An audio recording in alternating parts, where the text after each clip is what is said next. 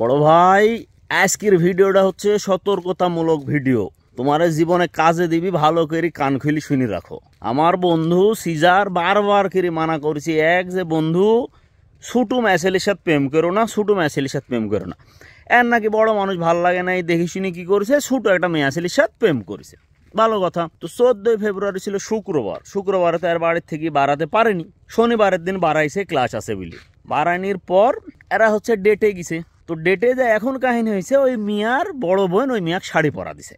ডেটে আইসি কোনো কারণে শাড়িটা খুলে গেছে আর কি। খোলার পরে এখন যখন বাইর হবি তখন মিয়াটা উঠে বলছে যে সিজার আমি তো শাড়ি পরতে পারিনি, এখন কি করবো, শাড়ি তো পরা দিছে আমার বড় বোন। বাড়িতে গেলে তো বুঝতে পারবে যে শাড়ি আমি খুলিছুনু, খেলে খুলিছুনু এই সেই। দ্বিতীয় বন্ধুর মাথাতে হাত। বন্ধু তখন আমাকে ফোন করে বলছে যে আমার যে শালা কপালে পোড়াই কতি বাড়ি মারলে বেদনা লাগবি রে। তেমন কি হয়েছে, তো বলছে বন্ধু এই ব্যাপার, বিপদে পড়েছে এরকম। তেমন হচ্ছে টেনশন লিস নি, ইউটিউবে দেখি হচ্ছে কোন রকম শাড়িটা পরা, একটা পার্লারে যা, পার্লার থেকে পরালে দি।